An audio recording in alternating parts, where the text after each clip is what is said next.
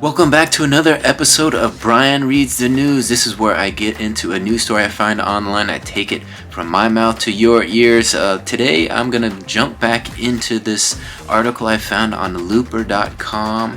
It's the most devastating final words of actors to their co-stars. I've been doing videos about this and done a few different celebrities over the last couple days. We're going to jump back into it and we're going to start with Jim Henson. Let's take a look. Once again, it's the most devastating final words actors said to their co-stars. There he is, Mr. Jim Henson with Kermit the Frog. An icon for his contributions to animation and puppeteering, Jim Henson was the creative mastermind behind franchises such as The Muppets and Sesame Street, as well as feature-length films like Labyrinth. The voice and performer behind Kermit the Frog and a collection of other characters, Henson hand-built a production company that made people smile all over the world. Tragically, Henson died abruptly and unexpectedly from a common bacterial infection in May of 1990. His death devastated the community that he is credited with creating. However, the Muppet Man did leave some final words for his friends and family in the form of 2 letters. Quote, "I'm not at all afraid of the thought of death and in many ways look forward to it with much curiosity and interest," reads a letter Henson left for his closest friends and co-stars. Quote, "Please watch out for each other and love and forgive everybody. It's a good life. Enjoy it."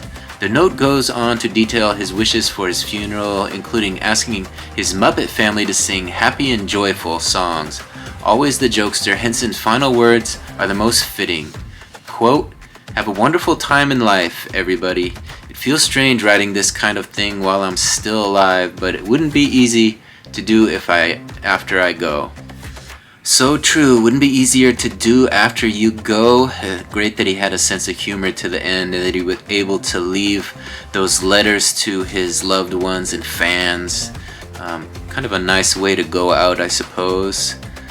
Jim Henson, everybody grew up with his characters and the community he built. His creativity probably touched all of us, at least anybody who is my age. And it still does, I suppose. Next on the list is Corey Monteith. Best known for his starring role in the first 4 seasons of the musical sitcom Glee, Corey Monteith was a Canadian actor on the rise before he tragically died in 2013. His passing was full of sorrow, closely tied to his on-screen romance.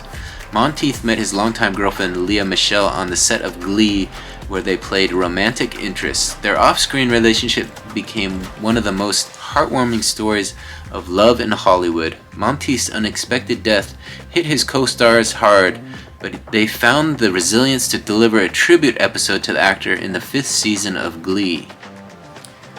Michelle dealt with the loss of her boyfriend and co-star in a creative way. The actress/singer wrote multiple songs about Monteith, including "If You Say So," about the final words that they shared. Quote, It's about my last conversation that I had with him," Michelle told 17. There's a lot of different emotions. If you could see this person again, what are the things and you would want to say to them?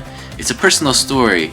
The lyrics to Michelle's tribute song was "Just a week ago you said, I love you, girl." I said, "I love you more." A breath, a pause. You said, "If you say so, if you say so." So obviously those words were supposed to be sung in song, I suppose. Lyrics to some sort of song that she wrote.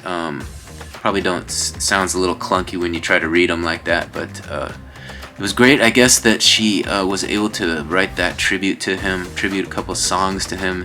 I know they had their romance kind of unfold on screen and off screen, and it seemed like they were doing great up until the end. I know it was kind of a tragic passing, drug involved, I believe, and they don't talk much about that here, but I guess that there was that closure and she was able to memorialize him with those songs is kind of a great thing. Up next are the final words of Olivia Newton-John. A pure film and music dynamo, Olivia Newton-John had a fruitful career in both industries. As a singer-songwriter, she scooped up 4 Grammy Awards, dished out a collection of top 100 singles, and landed the top entry of Billboard's greatest of all the time songs of the 80s with physical. Meanwhile, in Hollywood, she most memorably starred as the leading lady Sandy Olsen in the 1978 musical sensation Grease opposite young John Travolta. Sadly, the superstar passed away in August of 2022, and the impact could be felt worldwide, with the Sydney Opera House from her home country of Australia lighting up in pink as a memorial. Still, her former Grease castmates felt the loss most significantly, as showcased by a touching tribute from Travolta. However, it was her Pink Lady cohort Edith Dee Dee Khan who played the iconic Frenchie, who had a heartfelt lost conversation with Newton-John. The pair had remained in contact throughout the years, speaking almost once a month, including in her final few weeks. Quote, "She was in the hospital at the time," Khan said in an interview with Page 6. Touchingly, despite her condition, Newton-John thoughtfully spent most of the chat concerned about Khan's own recent illness. Quote, "The next day I got this beautiful orchid plant," Khan recalled. "3 days before she died, one of the orchid flowers fell down and my heart stopped. I said, I hope that's not a sign." That's kind of a beautiful thing, that she cared about others up to her final days, right?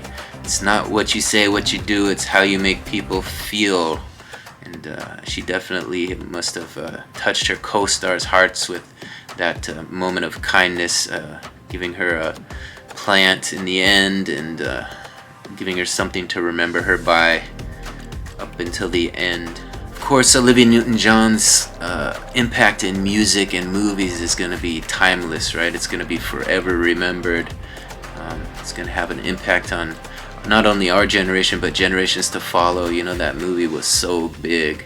It was worldwide, and still gets plays. And the music, the soundtrack, it's just phenomenal. It's definitely one that is incomparable, and she'll be remembered forever for that.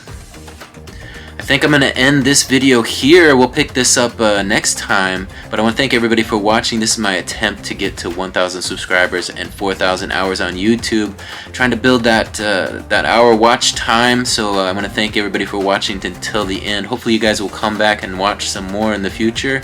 If you haven't yet, please hit that subscription button, ring that notification bell, and that way you can become notified when the next one of these stories drop. We'll see you on the next one. Bye.